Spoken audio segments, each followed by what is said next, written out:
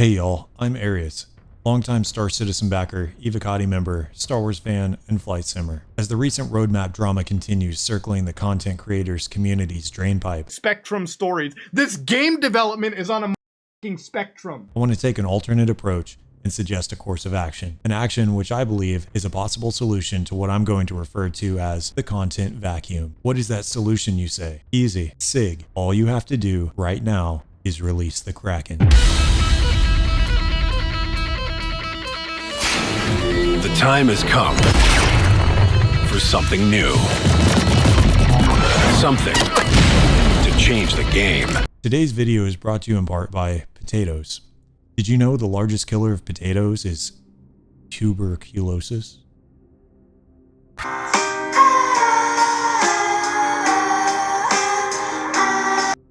Other than potatoes, I have no sponsors. No one owns me. But if they did, I'd talk about it just long enough to make money without detracting from the real meat and potatoes of today's video. How SIG releasing a carrier into the game could very well turn everything around. For developers, the community, the backers, the players, the testers, the newbies, and the salties.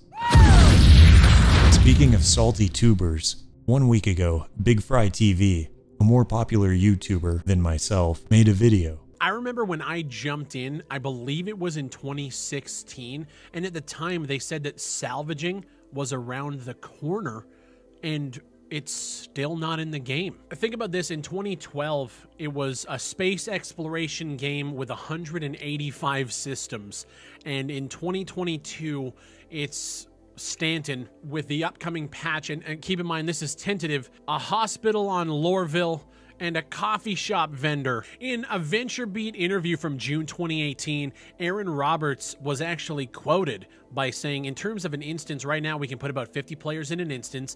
That will go up, but the final plan is obviously once we get the server meshing in. That won't be this year, but will be coming next year. That will allow everyone to play in one huge instance with all players. So even back then, it was supposed to be coming in 2019. Then in 2019, it was, it'll be next year. I think he brings up a good point. So what can we do? We can test, or we can walk. Some will test, and some will walk. But no one stops looking at Star Citizen. You've seen it yourself. I know you have. How many refundians lurk the comment sections of YouTube, Spectrum, and Reddit? The game is spellbinding. Anyone who ever expressed an iota of interest in Chris Roberts' video game vision is entrapped within its vortex, entwined in its fate forever. So if we cannot do anything, who holds the power? SIG, of course. That's impossible. The ball is in their court. It's all a Rubik's Cube? Always has been. And there's one thing that the developers can do to keep this hungry, screaming, teething toddler of a community quiet, clean, warm, dry, full, and giggling milk bubbles. Give us a fucking carrier. Hear me out. Check this out. Take a look at this. The community wants content. They want gameplay loops that will keep them busy and distracted. And I bet SIG would like this too. The simple existence of a carrier is a gameplay loop that can keep entire organizations busy all by itself, and I'm about to tell you why. I spent a little bit of time on a real aircraft carrier.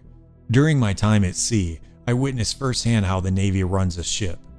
Ships only have so many beds, so each crewman or Marine is expected to perform a variety of roles in order to pull their weight, earn their ride, bed, and their chow.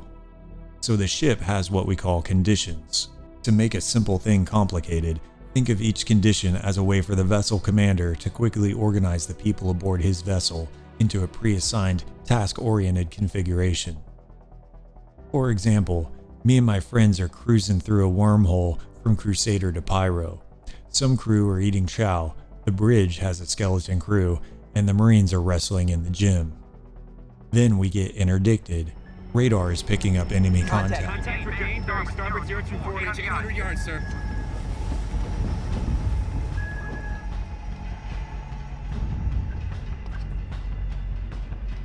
The captain calls for action stations, or general quarters.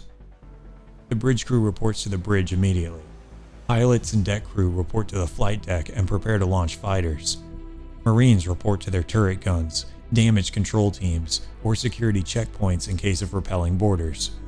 This is a simple example filled with inaccuracies, but I think it's enough to get your imagination flowing. My point is this: a carrier's existence in-game is a logistics platform which enables large groups of players to perform a variety of gameplay loops. Here's a short list of carrier-based gameplay I came up with in about 2 minutes that are already contained in the version of the game we have right now. Ship condition drills, flight operations, ground troop insertions, bounty missions, sector patrols, turret gunnery, search and rescue operations, VBSS, escort and protection, logistics. What are your ideas? Leave them in the comments below. Now remember I said SIG can make all this happen now? Well, it's true. We know of 2 primary carriers, the Idris and the Kraken. The Liberator won't work, and I'll explain why later. The Idris. If the Gladius is the gold standard of light fighters, the Idris is the gold standard of military-grade big ships. Technically, the Idris is a frigate, and in my opinion, it's not actually a true carrier. It only holds 3 small ships in its internal bay, protecting them while simultaneously creating a traffic jam. With only 28 beds, you'll find rather quickly there's not a lot of room for a full crew, and pilots and marines, and logistics personnel. However, it will work for this premise. We believe it has been ready for a very long time, yet locked from release to the public due to Squadron 42 spoiler policies. SIG could choose to release this ship to the PU today. Square the deck. Let's light it up.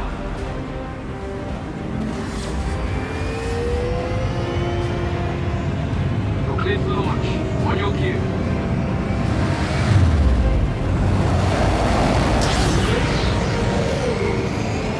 Launch in 3, 2, 1.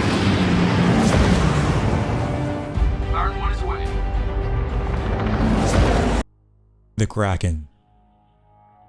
There is a chance that the Kraken is flight ready right now.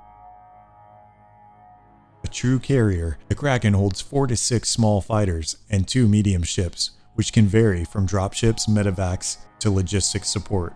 The Kraken is a true base of operations, which when compared to the Idris, brings less of a mil-spec level of protection for command and control, but much more in terms of capability and mission sets supported. The Liberator. An excellent logistics piece which serves as a critical, long-range dropship for ground and air forces. While obviously based off of the inflatable LCAC, which can move Abrams tanks, Humvees, and troops from the inside of a carrier to the shore, it cannot support the gameplay loops mentioned above for a few reasons. It only has 2 beds for its own crew. It does not support the wide array of mission sets or crew configurations of the larger carriers, and is instead focused on logistics transportation and insertion operations. Another side note and a personal gripe. To this date, there is no true carrier-based dropship that fits on the Idris. The LCAC is useful because it fits within carriers and moves the ground forces and marines ashore. We have no ship that delivers this ability while using the Idris. The Kraken supports the Valkyrie, Redeemer, Cutlass, Apollo, whatever you choose, but the Liberator LCAC is far too large and instead serves as an additional ship you'll have to tow alongside your fleet. The simple beauty of this idea is that the developers can literally press a button, put one of these ships in the game today, and grant the backers instant depth of play, instant gameplay loops in this spacefaring tactical sandbox, instant distractions, hype, positive press. What game can you think of that offers carrier-based play at this level like an Idris would? The players get some content, and the devs get to focus on whatever this insane phase of their project is, and that's it. Oh, there it is. There it is. So what do you think about this idea? If SIG gave us the Idris or the Kraken tomorrow, Would this give your org enough sandbox content to stay occupado for the next 12 months? It would for our org, no questions asked. We would be cruising the verse, practicing, drilling, becoming professional mercenary crewmen, pilots, and marines. I know plenty of other mercenary and pirate orgs would be doing the same. What other gameplay loops can you think of that this would accomplish? Leave your thoughts in the comments below. Hey, I just want to say thank you to each of you. Let's keep the verse alive inside. Don't forget to comment, like, subscribe, follow me on Twitch, and I'll see you in the verse. Carry us out.